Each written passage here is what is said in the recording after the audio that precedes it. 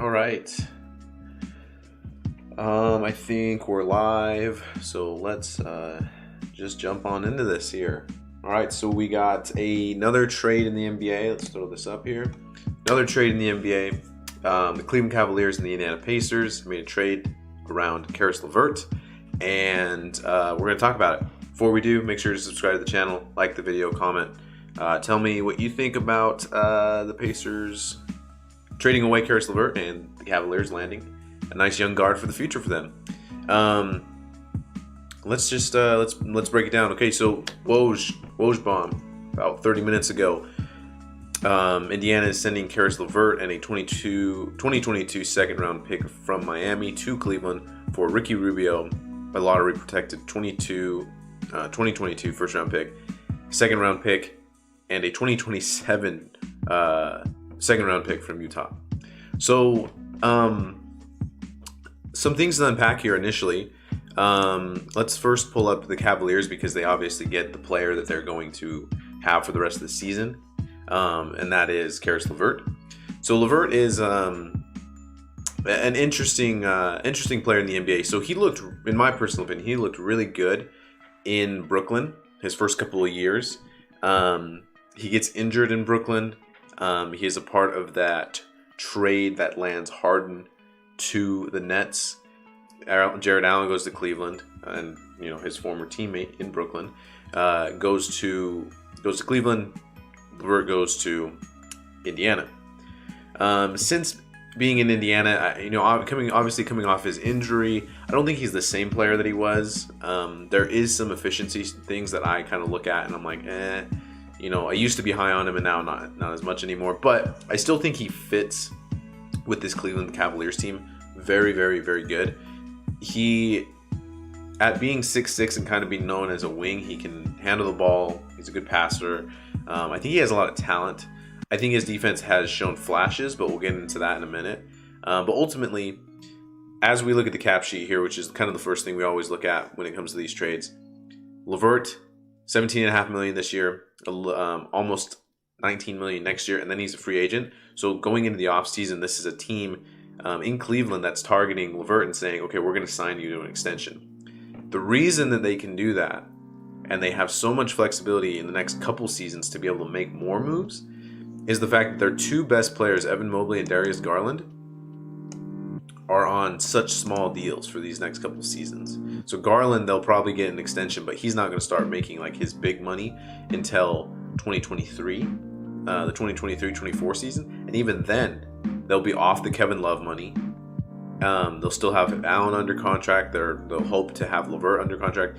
I wonder at what point do they move off of Markkanen. I know Markkanen has been solid for them this year, but I wonder, what exactly, when we talk about the defense that the Cleveland Cavaliers have, it's not necessarily Markkanen. I think he's just a 7-foot presence there. But I think at some point you do maybe want to get a better forward for the future there. And so is there anything that they do to maybe move off of Markkanen but again, they don't need to, but they can. And it'll just be interesting to see what they do in that regard. They still have Isaac Okoro, but Mobley and Garland are the future along with Jared Allen. And again, they will be able to make some money moves going into the future because of their two best players making a combined $16 million, which is wild. Maybe $17 million.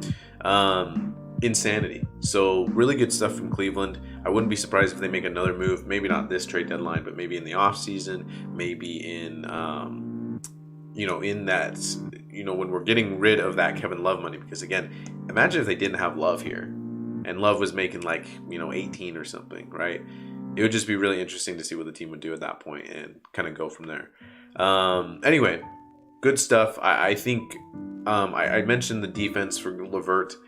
Not crazy about his defense individually. And I think with the Pacers, it kind of took a step down. He used to kind of just be like an average defender. This year, he's kind of But I will say this. The Cavaliers have one of the better defenses in the league, spearheaded by Jared Allen and Evan Mobley. And I think that will help LeVert, right? When you're on the court with those two guys, his defensive numbers will look better. He used to be a guy who got a lot of steals. His steals have come down this year, so maybe that picks back up in Cleveland. But I like LeVert, and I think he's another dude on this team that can go get 20. And now you have, Jared Allen, who's had a breakout year. Mobley's the rookie of the year. Garland's having a breakout year. You have those guys. This almost tells you that they're moving off of Sexton. Now, can they get like a sign and trades going with Colin Sexton, or do they just, have him be like another guard in the rotation, like be their kind of sixth man, which I think Sexton would be great at, but he's also going to be coming off of an ACL injury. But interesting stuff from Cleveland. I like it. I give it an A-.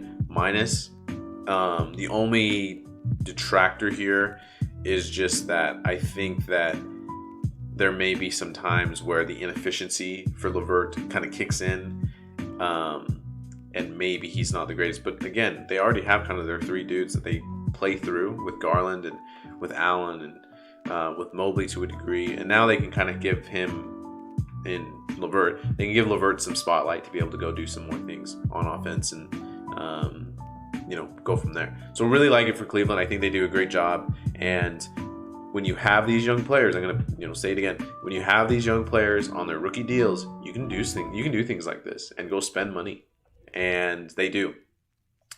So let's talk about Indiana. So Indiana gets what was it again? So they get a first round. The Cleveland's first this year because Cleveland's going to make the playoffs. It is lottery protected, but the only way that Cleveland would keep this pick is if they don't make the playoffs, which I think is unlikely at this point. They get a lottery protected 2022, and then they get two second rounders, one from Houston this year, which is going to be in the high 30s because of how bad Houston is. So you kind of have like a mid first and a low first. And then a 2027 pick from Utah that is, years and years away. So let's talk about Indiana. So now Indiana's cap sheet looks like this. Keep in mind, they still have TJ Warren on the roster, even though he hasn't played in forever. So TJ Warren is there. Who knows if he even comes back this season? He'll fall off the books likely next year or this coming off season. Jeremy Lamb, I don't know if he's kind of a future piece that they want to keep.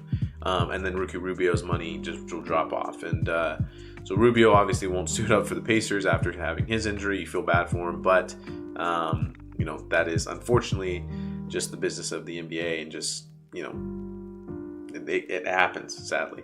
But Rubio, I think we can agree, made a lot of money from his Phoenix contract, which moved him to Minnesota, who then moved him to Phoenix, and now who moved into Cleveland, and then who moved him to Indiana now. So Rubio gone off of Cleveland.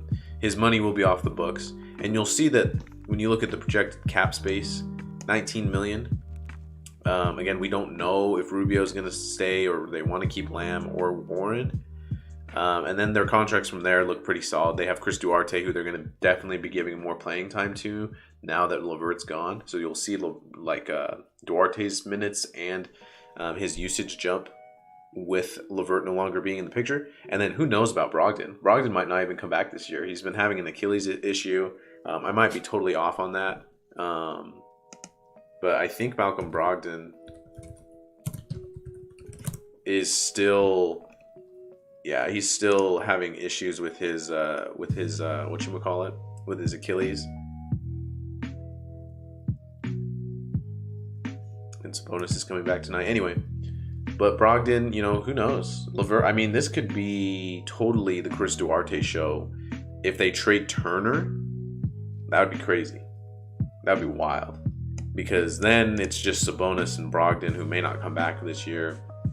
And then Duarte. They want to play Isaiah Jackson. That's kind of the one thing that they've talked a lot about. Although it's been weird with Sabonis and Miles Turner being out. They've been playing Goga Batiste a lot more, which was weird because they've been talking up and hyping up Isaiah Jackson. But then when they have time to play him with Sabonis and Turner being out, they don't even play him. So really interesting there. But yeah, so Duarte's kind of the big the one who benefits the most in Indiana. And we'll see him skyrocket a little bit. What is the Pacers' move kind of going forward? So they bring in Rick Carlisle, And you kind of wonder, like, what exactly is their kind of thing moving forward? Is Carlisle there for a rebuild? Because it kind of seemed that they had pieces in place to be able to maybe make the playoffs this year. And remember, they were a 4 or 5 seed, I think, in the bubble season. So I do wonder exactly what they're doing. I don't hate what they're doing. They do get a first round pick out of it.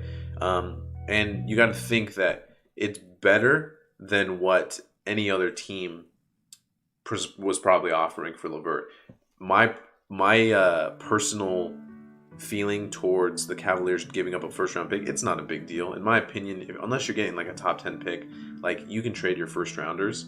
Not for nobody, right? Don't just give it up just to give it up. But in this case, that's why I kind of gave them kind of an A-, maybe a B+ on their trade, just because they are giving up a first rounder, but it's filling a need that they need filled. But for Indiana, they get a first round pick. If you go let's go take a look at what they have right now. They have all of their first round picks from here through 2028, which you love to see, especially when they may not go into full rebuild, but I think they're going to go into a mode where it's like, what can we get for our players? Because I think we can agree, I like Indiana a lot. I like Brogdon. I like Sabonis. I like Turner. I liked LeVert. But because of the injuries that happened to Warren, the kind of awkward fit that Miles Turner and Sabonis were, it just became something where I just don't know how long-term they can play and all be together. I think Brogdon's good. I think Sabonis is good. And Turner is good. Are they all-stars? No, but I think they're the tier below of like an all-star. And so can you be able to get a team to sacrifice a first-round pick for them? So now I can imagine that they're going to try to pivot. This is another thing that I think we can look at. Is that I think one of the best kind of scenarios for Turner, for the Pacers, and for the Hornets is that he goes to Charlotte. That's been kind of I think a landing spot that would be good. Can Charlotte give up a pick for Turner in a similar trade like this, and then the Pacers just take back money to make sure that the salary works out, and go from there? We'll see. I think that would be really interesting to see from Indiana. Can they get a deal done for Turner? I personally would just keep Sabonis and just play him at the 5. I think he's fine. I know he's not a great defensive player, but you can relatively build around him. And again, he's your best player at this point.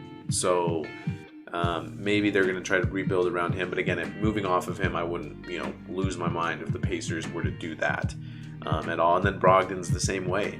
You got to remember that Brogdon's an older player too. So even though he's only been in the league for 5 years, he's an older player.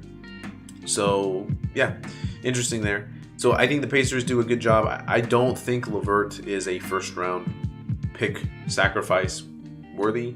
I don't know if I even worded that right, but he's not worth a first round pick in my opinion to give up, especially a mid first rounder, or at least a top 20 first rounder. Just my personal opinion of LeVert. So for Indiana to get that, I think is really good. For Indiana to be able to clear up cap space for the future, looks really good. And yeah, that's pretty much it. That's kind of my personal feeling on this. Again, Duarte, big winner. I guess we can talk winners and losers. So big winner, I think, is Duarte. Chris Duarte for Indiana, going to get a lot more shots, going to get a lot more run in Indiana for the Pacers.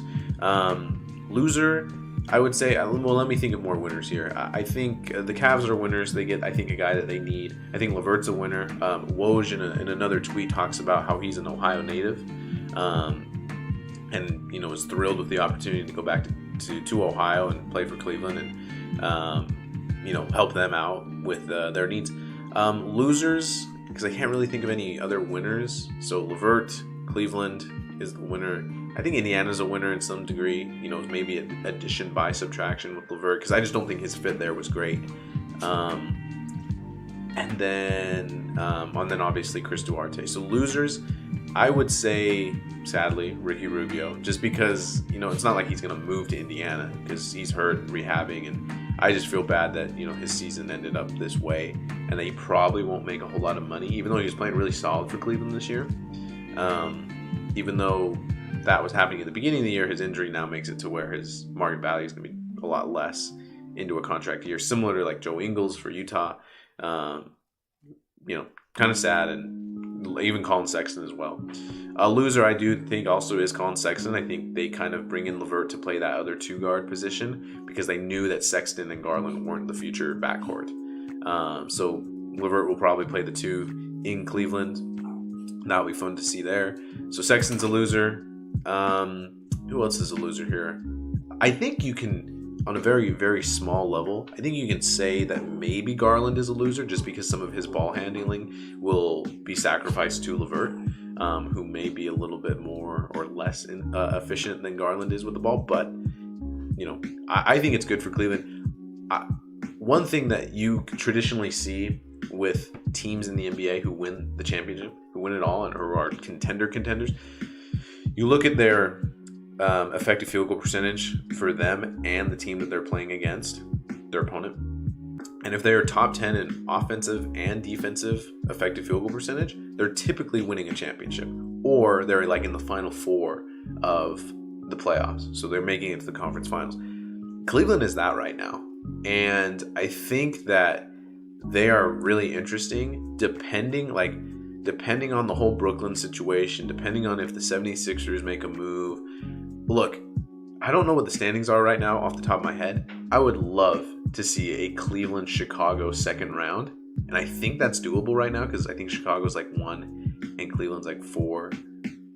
I just want to see Cleveland play against either. I really want them to play against Chicago because I think they could beat Chicago.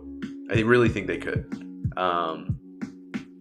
So anyway, that's just my kind of hot take for this video. Feel free to, again, comment, like the video, subscribe to the channel. Doing all sorts of videos for the NBA, working on a Russell Westbrook video. And anyway, we'll see you later. That was fun. We got more trades coming. Trade deadline is this upcoming Thursday. And we'll try to live stream as much as we can when it comes to any other trades. But until then, we'll see you later. And yeah.